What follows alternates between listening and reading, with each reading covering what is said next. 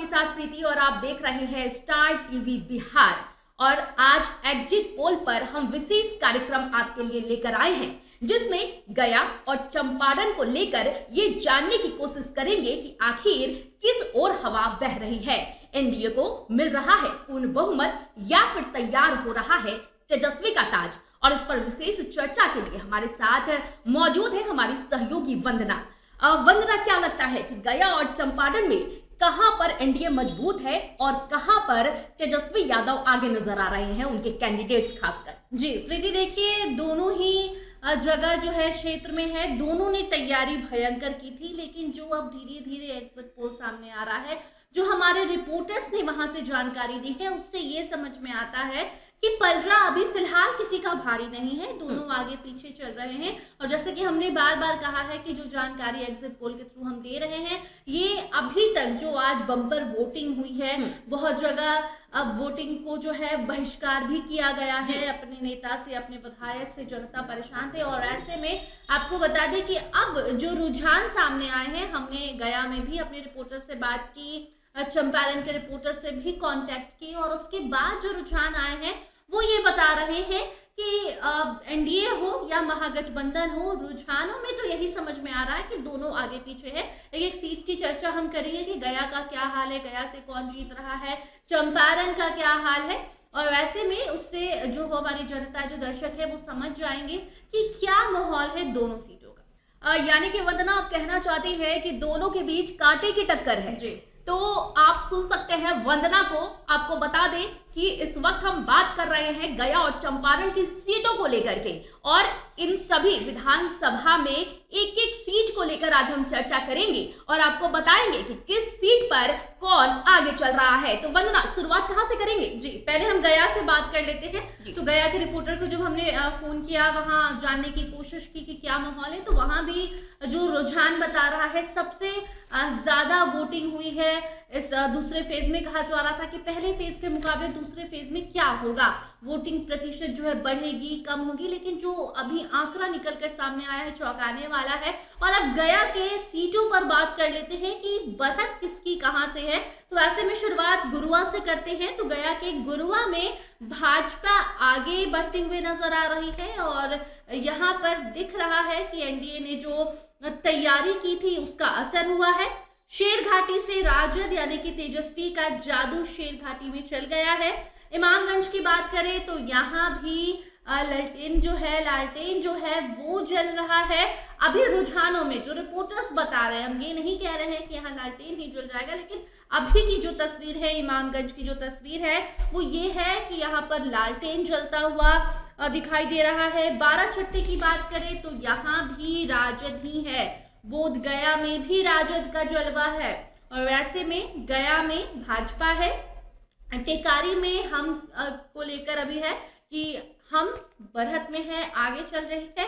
अतरी में भी हम का जलवा है, और वैसे में इन आंकड़ों को देखकर आप समझ सकती हैं कि भाजपा यहाँ है, और भाजपा के साथ साथ जीतन राम मांझी की पार्टी जो हम है वो उनके समर्थन में है, इसलिए ठीक चल रहा है। वरना अगर सिर्फ भाजपा रहती तो यहाँ से राजद जो है वो भाजपा को टक्कर देते हुए आगे निकल रहा है। जी वंदना, आपने गया की सीटों को लेकर हमें जानकारी दी है, लेकिन इसी के साथ मैं ये भी आपसे पूछना चाहूंगी कि जिस तरह से जीतन राम मांझी, जो कि केंद्रीय मंत्री भी हैं, और उन्होंने दावा किया है कि हम आज जिन सीटों पर मतदान हुआ है, यानी कि 122 सीटों पर जो मतदान हुआ है, उसमें हम कुल 80 सीटें जीत रहे हैं। ये बड़ा दावा है। ऐसे में जो गया की सीट को लेकर आपने हमें जानकारी दी है, आपने बताया है कि हम के भी जो कैंडिडेट है वो भी आगे चल रहे हैं। तो आपको क्या लग रहा है कि जीतन राम मांझी ने जो दावा किया है वो सच हो सकता है क्या? जी देखिए, अभी जो 48 घंटे का वक्त है,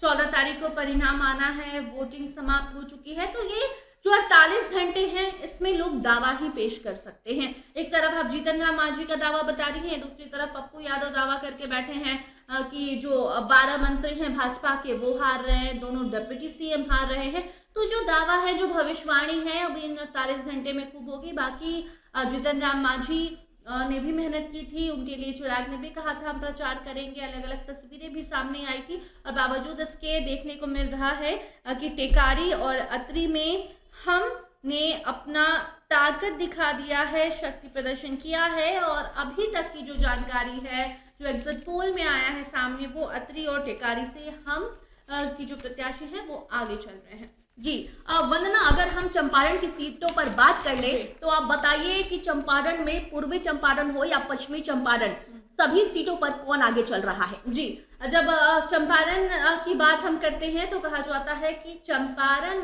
जो है वहाँ की जनता के हाथों में सत्ता की इस बार चाबी है, क्योंकि दूसरे फेज में चंपारण हो, शाहाबाद हो और तमाम जो सीटें हैं वहाँ पर जो वोटिंग हुई है ये अब तय करेंगी कि किसकी सरकार बिहार में बनेगी। और ऐसे में चंपारण से जो खबर आई है, अगर गोविंदगंज की बात करें तो गोविंदगंज पे खूब लड़ाई हुई थी सीट बंटवारे के वक्त।